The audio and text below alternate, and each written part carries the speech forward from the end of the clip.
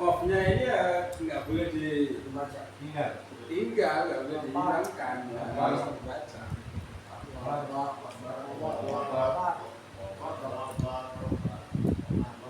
Gimana cara bacanya?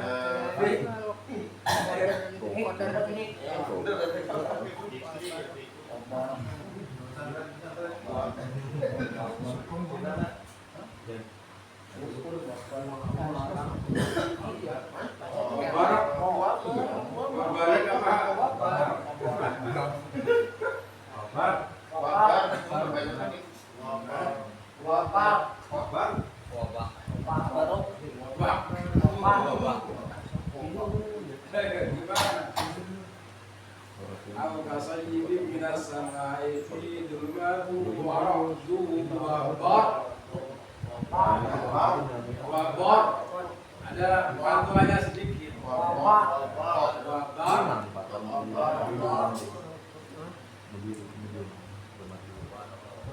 Surah Al-Baqarah.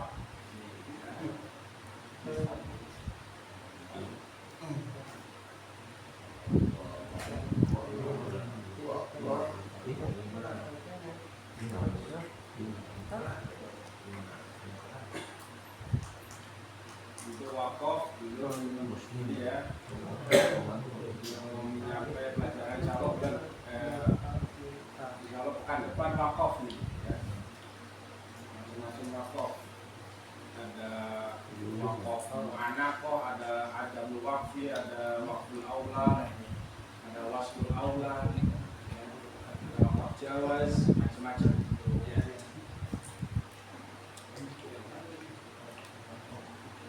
Extra, dua tema.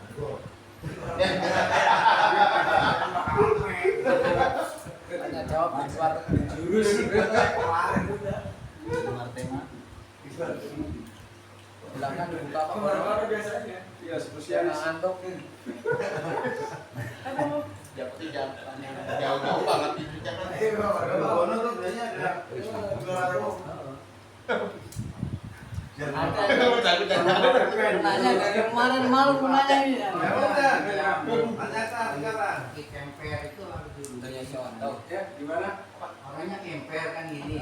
Ngaklek ya Sampai tangannya. kan bisa jalan, kan duduk. Ini nggak rasain nggak apa-apa. Oh, kalau apa namanya sebisa-bisanya, sebisa-bisanya. Ya. Kalau nggak, Artinya kalau ngaklek sebelah, ya arti kan bisa dibasahi dengan tangan yang normal, ya kan? Ya, kalau yang normal ini tinggal di cocorin, kecuali potong, putus. Nah itu tetap harus ya. itu paling tidak menggugurkan syarat, dilap saja ya, ujungnya sama seperti orang tahalul, meskipun kepalanya botak tidak punya rambut, tetap sebagai syarat sah itu hanya menjalankan gunting aja di kepalanya. Nah, meskipun nggak punya rambut tetap aja dijalani. Jadi kalau tangannya putus, ya itu dilap aja atau dibasahin aja ujungnya sebagai untuk menggugurkan rukun. Ya. Meskipun potongnya sampai sini, ya, dari pundak, ya, itu dibasahin sedikit.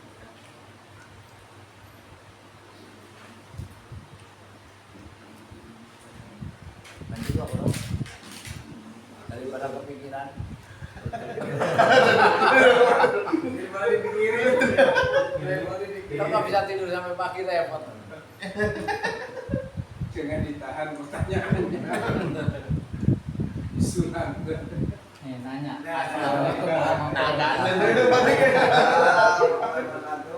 Ini mau misalnya mau sholat ke masjid atau ke musola ini ya.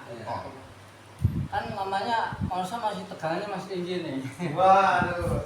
Lihat wanita, beno kan. Sholat tuh masih bareng masih sini. Kayaknya masih ini ya.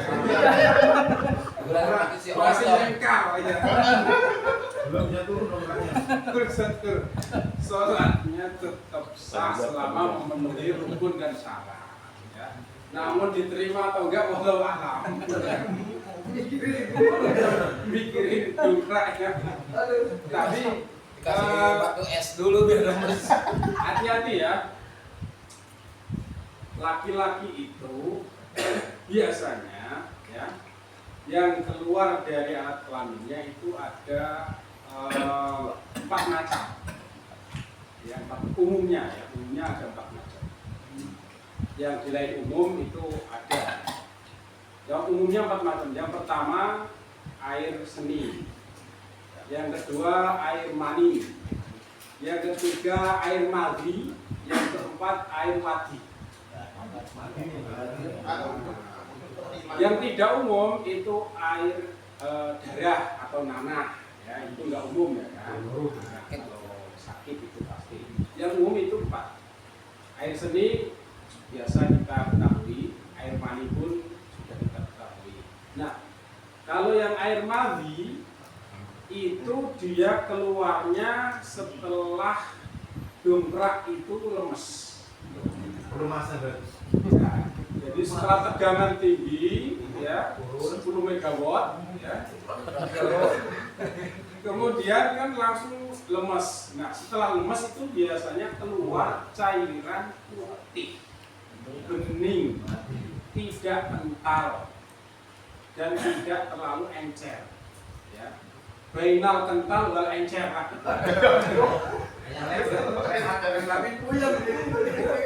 Antara kental dan encer. Nah, dan bening, ya, teksturnya bening. Tidak terlalu kental dan tidak terlalu encer. Ini namanya madhi. Ini najis. Ya. Kalau mani kan tidak najis, tapi wajib mandi. Nah, kalau madhi ini tidak najis dan menyebabkan hadas kecil, bukan hadas besar. Membatalkan wudhu. Najis. Nanti berarti ya. Dampaknya terutama nih. Statusnya sama seperti air seni. Sama air seni. Hati-hati berarti kalau tegangan tinggi itu sih. Iya, Harus dikontrol itu. Kalau pas ngelenteruk cek. Ini ujungnya nih. Second recheck. Harus ditablokin. Itu madhi ya. Kemudian kalau wadi itu keluarnya setelah melakukan kegiatan yang berat atau capek lelah. Ya, angkat berat misalkan ya, manggul gabah 200 kilo misalkan ya. Capek. Nah, setelah capek dia mengeluarkan teksturnya seperti madhi. Teksturnya seperti madhi. Cuman beda keadaannya ya. Keadaan yang madhi setelah tegang, kalau wadi setelah capek. Statusnya sama najis seperti air seni dan madhi. Kalau darah nanah yaitu jelas najis ya. Najis, darah nanah itu najis. Ya.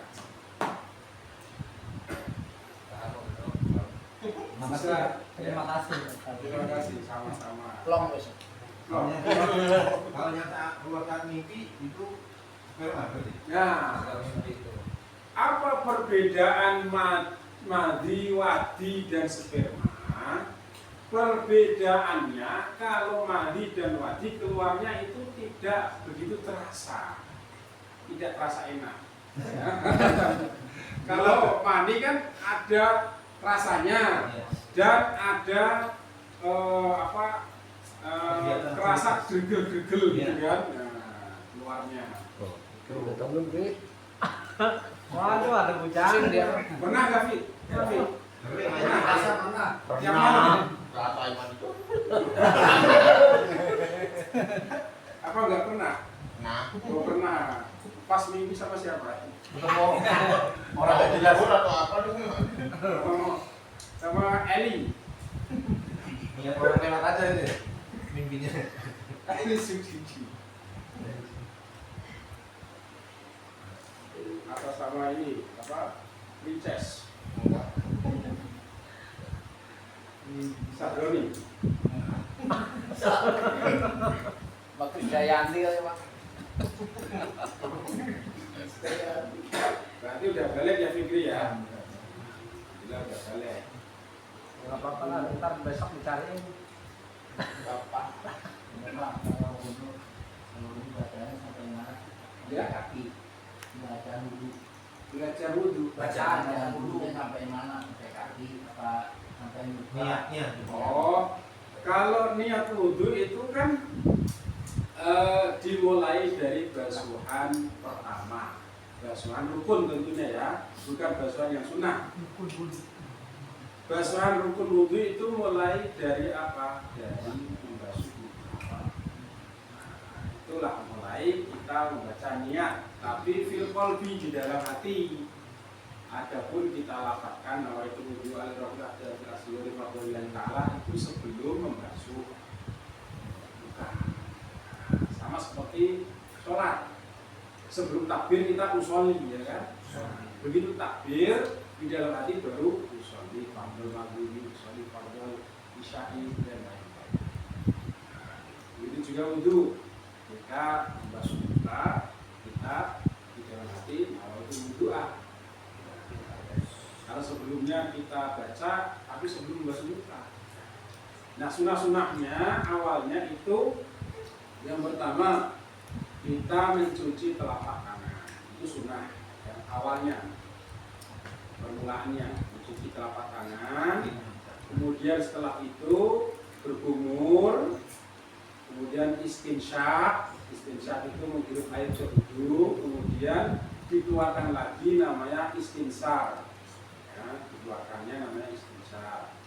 Itu pun setiap basuhan ada doanya.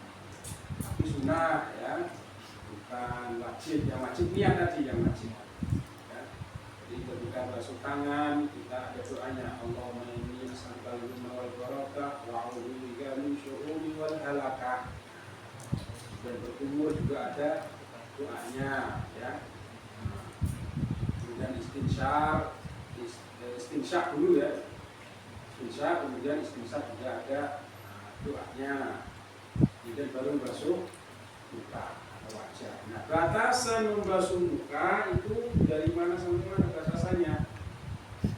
Batasannya itu kalau dalam posisi vertikal ke atas yaitu mimana binti syari ila dhaqani. Dari tumbuhnya rambut sampai janggut ya. Nah, gimana kalau botaknya itu sampai belakang? Apakah itu dihitung batuk semua? Ya enggak. Umumnya tumbuhnya rambut ya di sini ya kan. Adapun kalau dia buta ya kan, nah itu karena efek ya, karena rontok. Umumnya di sini. Nah, kalau dari segi horizontalnya dari sini ini nih ya, pentil kuping nih ya, nah, sampai pentil kuping kanan. Kiri sampai kanan. Nah, jadi kalau digaris itu begini. Nah, inilah namanya batas wajah yang harus dibasuh. Jadi rambut ini termasuk wajah. Yang disebut wajah itu ketika dilihat dari depan itu kelihatan. Nah, itulah wajah. Ini kelihatan kan? Ya kan? Nah, maka ini termasuk wajah. Ini juga kalau apa namanya? Cambang. Hati-hati. Cambang. Nah, ini harus diikut sertakan. Kalau cambangnya panjang ya disertakan ya. Karena masuk ke dalam wajah.